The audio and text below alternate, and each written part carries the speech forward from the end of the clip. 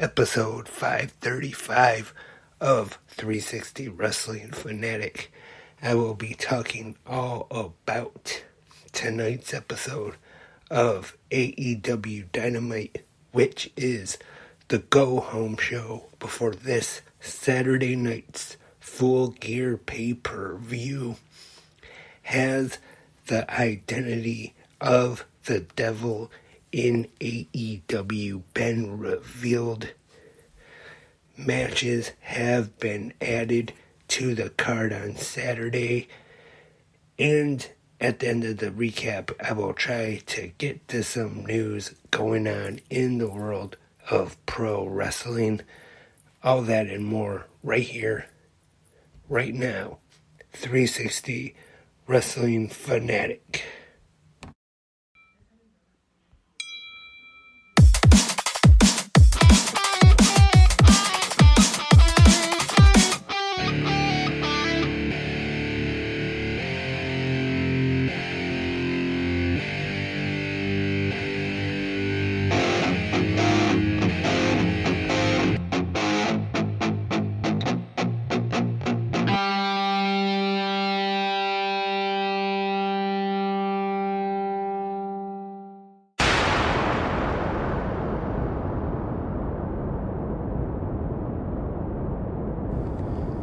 Hello and welcome everyone to 360 Wrestling Fanatic.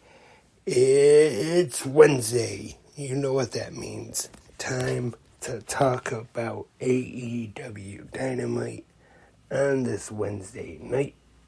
I am Lance Brock. I just want to say thank you everyone for joining me tonight for this episode of the podcast. Hope you all had a great Wednesday today as we head into this big Full Gear pro wrestling weekend.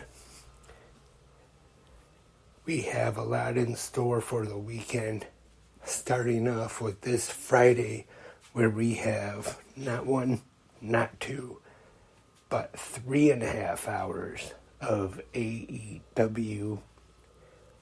And that's just Friday night. You got the usual 2 hours for WWE Friday Night SmackDown. And a special Friday night episode of AEW Collision. Followed by AEW Rampage. And then at 11 p.m. right after Rampage is the countdown to Full Gear. And of course, Saturday is the big event, AEW Full Gear live on pay-per-view. Like I said, I hope to have a special live episode of 360 Wrestling Fanatic coming this Saturday night. Maybe early into Sunday morning. We'll just have to wait and see what time Full Gear ends, and also how late Tony Khan's media scrum post-conference goes to. But as usual, for a pay-per-view night, I do hope to have a special live episode. So hopefully I will have that available this Saturday night. And now let's get into tonight's episode of AEW Dynamite, the go-home show, the final Dynamite episode before this Saturday night's Full Gear pay-per-view. And Dynamite is live from Oakland, California at the Toyota Center. We kick things off with tag team action. And it is the tag team of the AEW International Champion, freshly squeezed Orange Cassidy, and the FTW Champion Hook, taking on the Blackpool Combat Club team of Jon Moxley and Wheeler Yuta. This one starts off the usual entrances.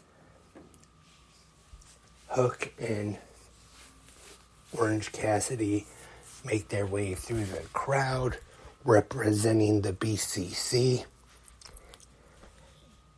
And these two, they have a really good match. It kicks off. Actually, it doesn't start off as usual. I take that back. My mistake.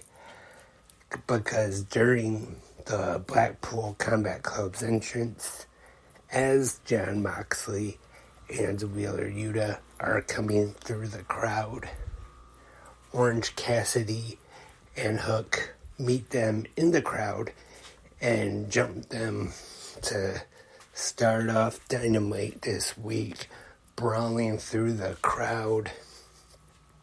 And they had a pretty fun match here.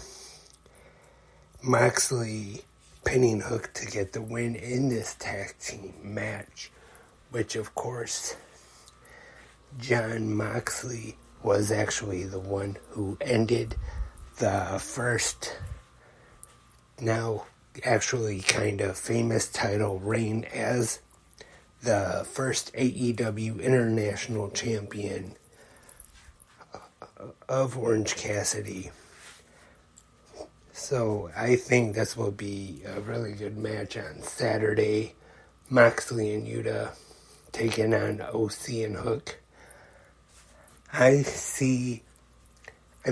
will talk more about my predictions Saturday morning on Good Morning Wrestling Fans, but just to kind of get into it now a little bit, I see probably OC and Hook retaining their championships, or at least, actually, I'm not sure if Hook will be defending his Saturday, but I see Orange Cassidy retaining. That's just me, though. Gotta go with freshly squeezed Orange Cassidy, one of my favorite pro wrestlers right now. Also, we have women's action up next, and it is a number one contenders match where the winner will earn her way into the AEW Women's Championship match this Saturday at Full Gear, making it a three-way, and we have Sky Blue taking on Red Velvet, who recently made her return on Rampage about a week and a half ago now. These two have a pretty good match, I thought. It was decent. And Sky Blue gets the win here, defeating Red Velvet. And now she moves on to Full Gear, where she will compete in a three-way match for the AEW TBS Championship with TBS champion Chris Statlander and Julia Hart. I think this could actually, I don't know if I would say be match of the night, but this one I think maybe could be like a surprise of the night. One of those ones where I wouldn't say you expect it to be a bad match or anything, but it could be one of those matches that delivers more than you expected it to, and maybe steals the show at Full Gear. And we hear from the AEW World Champion and one half of the Ring of Honor World Tag Team Champion Samoa Joe. He defeats John Cruz. The Young Bucks are in trios action, taking on the Lucha Brothers, Penta, El Zero Miedo, and Commander, with Alex Abrahantes in their corner.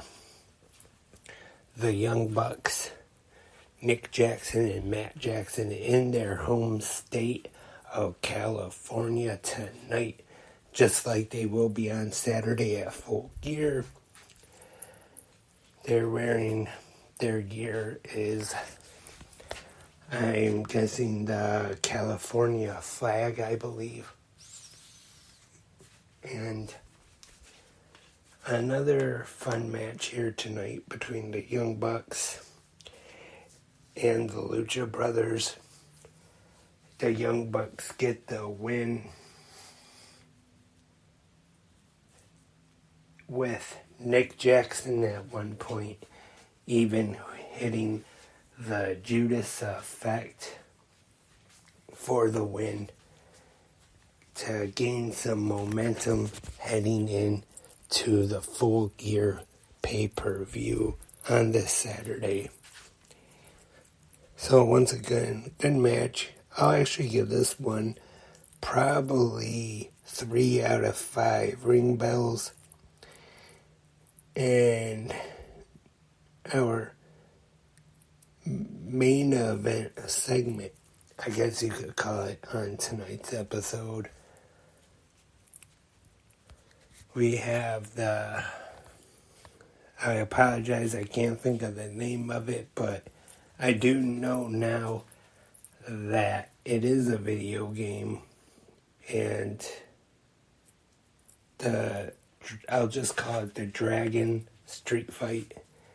Even though Bryan Danielson was not in it, it's called Dragon something, but I do know that it's a video game because now I remember that AEW has recently announced that they do have a new sponsorship deal with Sega. So it is some video game. And our main event 8-man tag team match, we have the Don Callis family with Konosuke Takeshita, Powerhouse Hobbs, Kyle Fletcher, and they actually borrowed the Powerhouse the Machine, I should say, Brian Cage for this match. And they are taking on the Golden Jets, Chris Jericho, Kota Ibushi, and No More BS, Paul White. Well, this main event,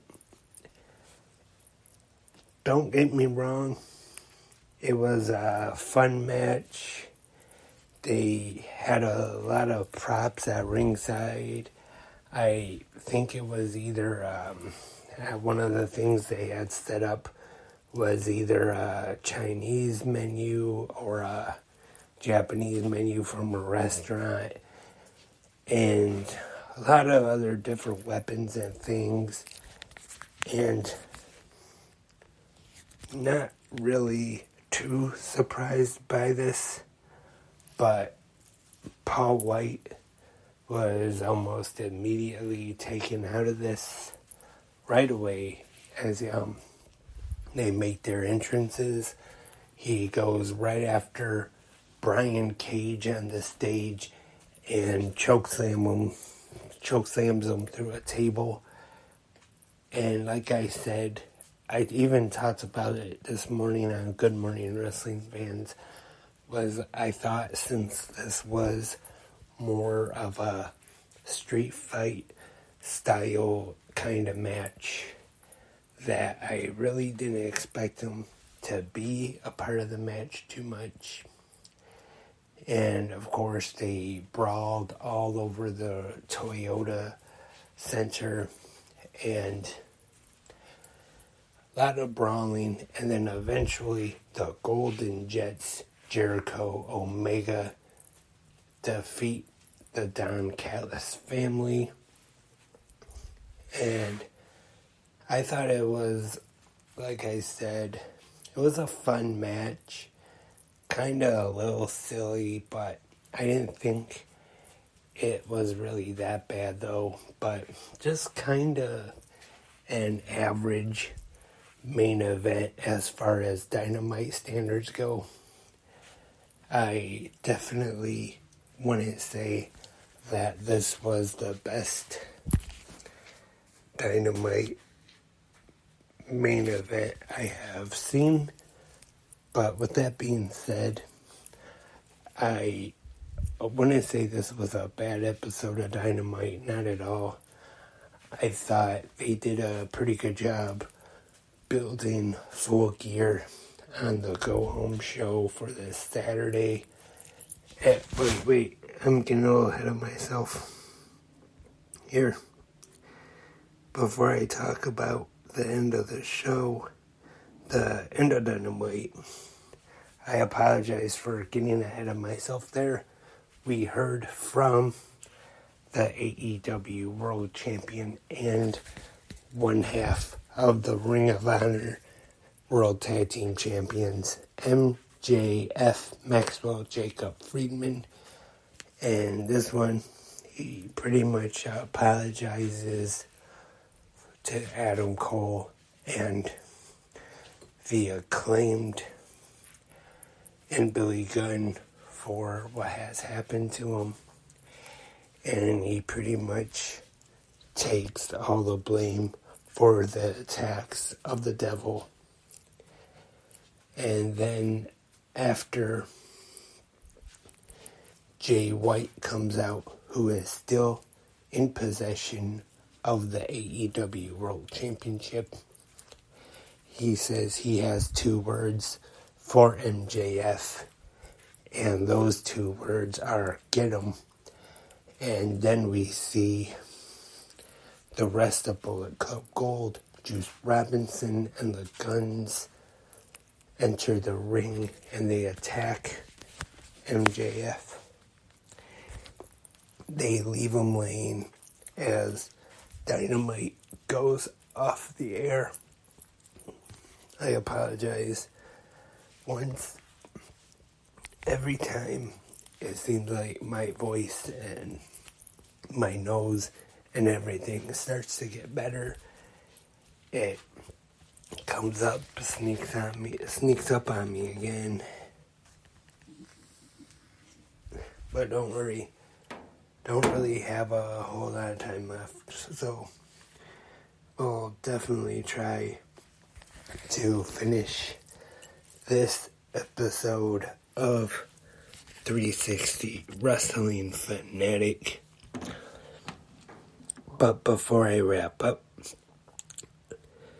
look in here, see if there's any news going on in the world of pro wrestling to talk about. And here's some good news, actually. It is now official. Tony Khan has officially announced that Kota Ibushi is All Elite.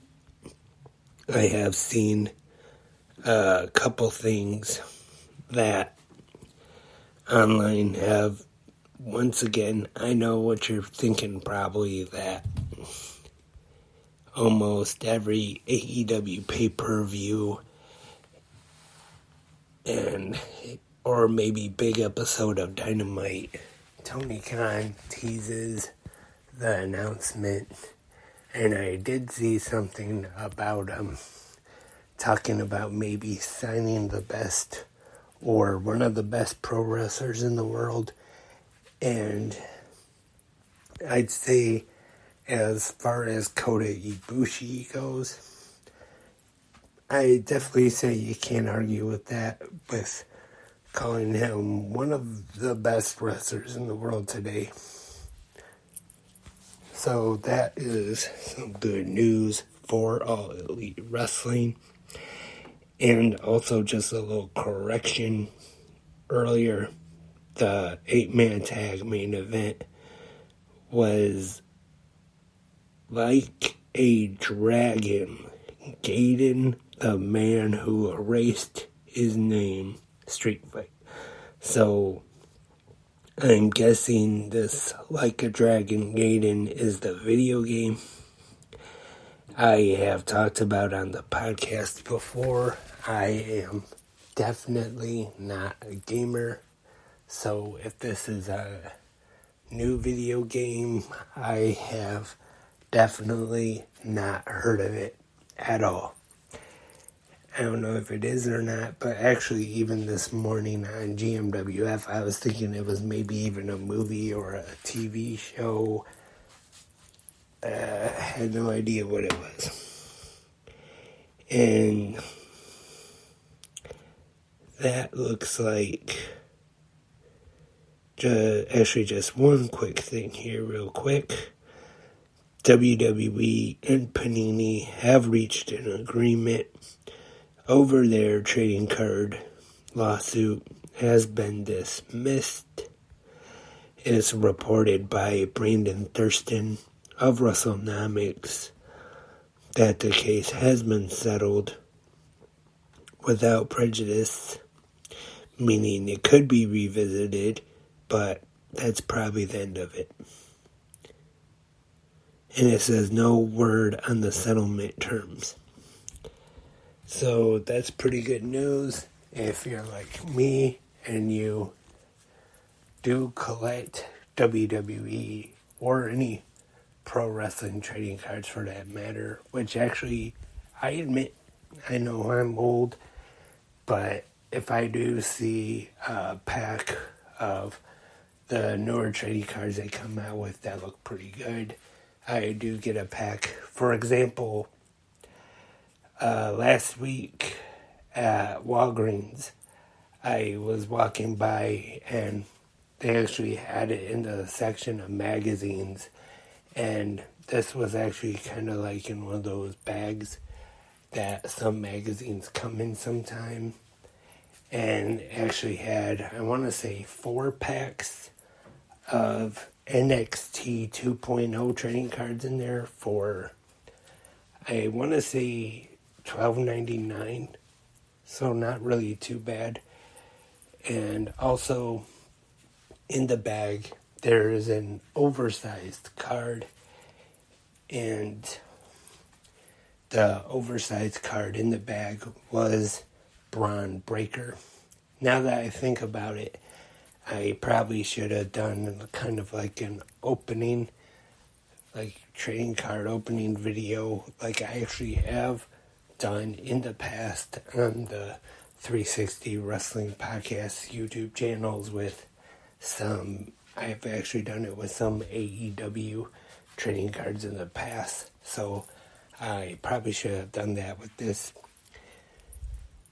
But when I was there at Walgreens the other day, I did see they do have a couple left, so maybe I will get another pack, do a video for the YouTube channel where I open them up, or maybe, who knows, maybe that pack I got the other day, I'll just show the cards on a video maybe. And that is all for tonight's episode of 360 Wrestling Fanatic, episode 535. Thank you everyone for tuning in tonight. If you have any questions or comments, you can leave your opinions and your feedback on tonight's episode of AEW Dynamite in the comment section, either here on Spreaker or YouTube or whichever podcast or app or website, whichever you listen to on. Once again, I hope everybody had a great Wednesday as we get ready for the big pro wrestling weekend coming up.